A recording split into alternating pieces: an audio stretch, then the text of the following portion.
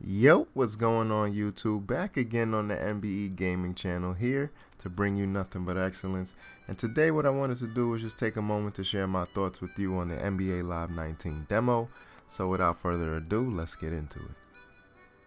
First things first, let me know in the comment section down below if you've played the Live 19 demo and also what your initial reactions were. So basically what I'm going to do here is just break down my pros and cons on what EA did right and the things I didn't personally like as well. Alright, so it's no secret that this is where EA shines the most. You got the beautiful environments, you got the true to life locations, the true to life arenas, and they're just so pleasing to the eyes, and that alone contributes to a great playing experience in my opinion.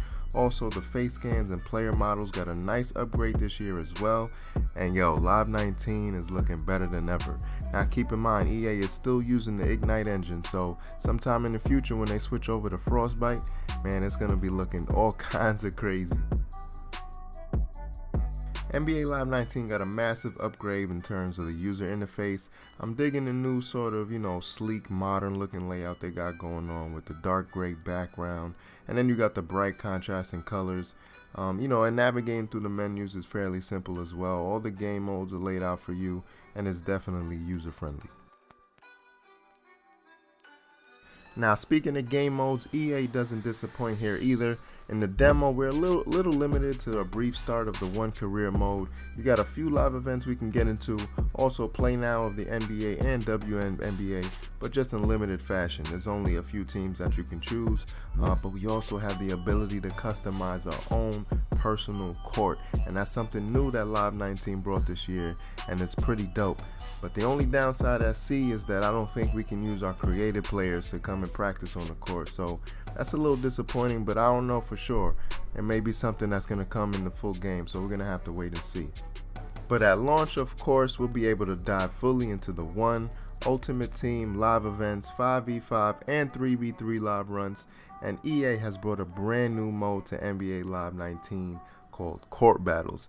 And in Court Battles, that allows you to travel the globe in-game, compete against the community, and earn rewards. Now listen, if you haven't heard about this mode, I'm going to leave a link to the full-length article in the description, and I highly urge you to go read that from top to bottom. It goes in depth on what the mode is all about, and yo, it sounds crazy. It's probably going to be the game mode I'm going to spend most time in, of course after I build my creative player. But I'm telling y'all, it sounds crazy, so check it out.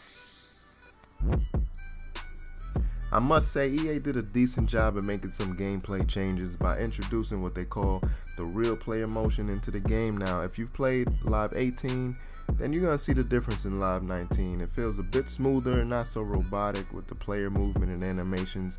However, not all is perfect, so let's get into the cons. Alright, so while we're still on the subject of gameplay mechanics, there are some things I noticed that still plague the NBA Live franchise, and that's mainly with player control. Alright, now while I'm moving around the court or performing various moves, I want to feel like I have absolute control of my player, you know what I'm saying? And it could get a little frustrating for me at times.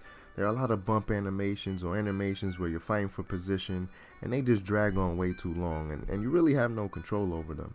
Now for another example, it's like when I'm performing post moves, right? Such as like an up and under. I should have the option to pump fake a second time rather than just going up with the ball. And as you could probably see in the gameplay, I get blocked a few times because I can't stop the animation. Now, what a second pump fake would allow me to do is either go for the shot or kick the ball out to one of my teammates.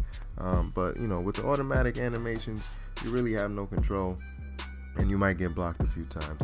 Now, to be honest with you, NBA Live really needs to revamp the whole post game. It's really lacking and really needs some more variety. Hopefully that's something that EA could bring in the future, whether it's in Live 19 or in lives after that.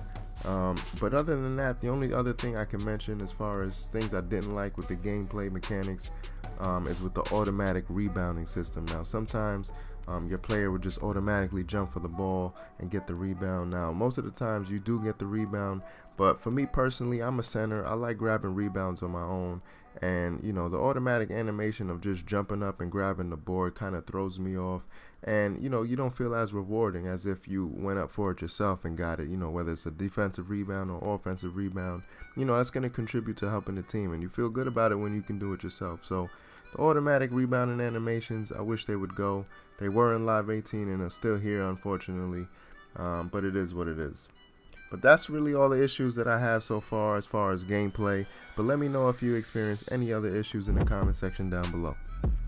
Alright, so the next con for me was the commentary. And in my opinion, EA dropped the ball here. I really didn't enjoy listening to Jay Williams or Ed Cohen speaking over the gameplay.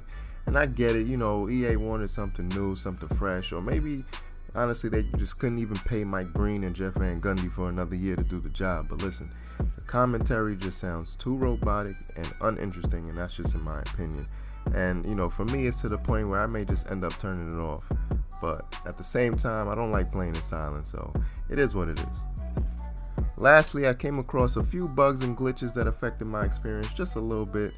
With the live events, there were times where I'd play with a friend and we both get disconnected in the middle of the game, and even sometimes where we couldn't even invite each other at all. And also for the 2-game live event, the second game wouldn't even start and friends would get kicked from the lobby. So that was a little disappointing, but it is a demo, so you take it for what it is. I also came across some issues in the store.